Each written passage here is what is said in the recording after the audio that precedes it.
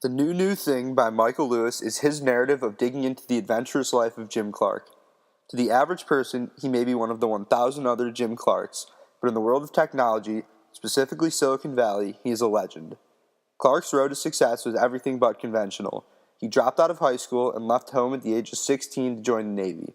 While there, he was able to resurrect his life and eventually was admitted and received a master's degree in physics from the University of New Orleans. From there, he went on to get a PhD in computer science at the University of Utah, one of the 4 schools offering that program in the United States at that time. The world was slowly changing into a more technically driven society, and Clark's unique skill set put him at the forefront of this innovation. His first splash into the tech bubble came in 1982 when he, an associate electrical engineering professor at Stanford University, created Geometry Engine. This piece of technology allowed him to start Silicon Graphics, his first of 3 separate billion-dollar startup tech companies. Silicon Graphics changed Hollywood forever as it became the leader of its visual effects and 3D imaging. From the start, the likes of George Lucas and Steven Spielberg were drawn to this technology and were some of the first to implement it in their productions. Clark always had trouble getting along with his management team at SGI, though, due to their different perspectives on the direction in which the company should be going. So in the early 90s, he cashed out and left the company he founded, but his great impact on the world was just taking off. While some who are sitting on $1 billion or so at the age of 50 throw in the towel and are content to retire, Clark took on the challenge of finding the new thing. His competitive spirit and his drive to prove his doubters at SGI wrong was what fueled his next invention. The University of Illinois had successfully created a piece of software called Mosaic, which allowed one to connect to the internet, the newest technological phenomenon, which already had about 25 million users, a number that was rapidly growing each day. Jim saw this as his next opportunity to make it big and hired 22-year-old Marc Andreessen and 7 of his college friends of Mosaic to head his new project. Eventually, this project would turn into Netscape, and all of the major tech companies, including Microsoft, realized that Jim had outdone them all. Netscape allowed for one to connect to the internet via the personal computer, and quickly everyone realized that Jim was once again the man in Silicon Valley. His ability to see into the future better than anyone else allowed him to turn his original $5 million investment into a $2 billion profit within 18 months. The Netscape Navigator had over 90% of the market share of web browser activity at one point, but Jim could always sense that over time, Microsoft would outdo him due to the sheer size of the company. Microsoft's Internet Explorer did eventually win out the browser war in the long run, but the impact of Netscape can still be seen in Mozilla Firefox as well as JavaScript.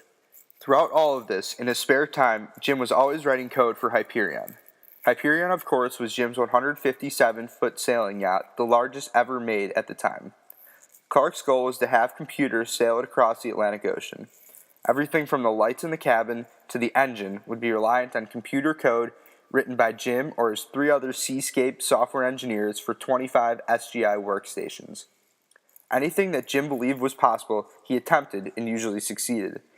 In November 1998, Hyperion set sail from the Canary Islands, as Columbus did, and arrived in Antigua 10 days later, completing the epic journey. Although there were many malfunctions throughout their time on the Atlantic, the successful crossing was one of Clark's finest moments. Now, the economy was in full-on recovery mode from the stock market crash in the summer of 1998.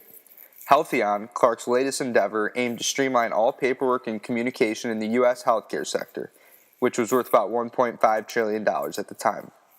Its goal was to connect doctors, patients, and the healthcare system through the software of Healthion. The initial plan for an IPO was an epic failure, due in large part to its timing right after the stock market crash. When Clark and his partners got a second chance, they made the most of it, as the stock rose 400% and became the most successful IPO to date.